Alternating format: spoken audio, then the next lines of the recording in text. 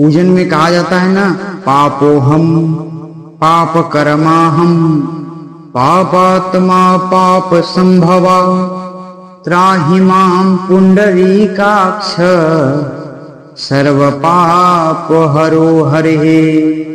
अर्थात पापोहम, प्रभु मैं पापी हूँ, पाप कर्माहम, मेरे कर्म पाप के हैं, और पापात्मा, और ऐसा करते करते मेरी आत्मा भी पापी हो चुकी है।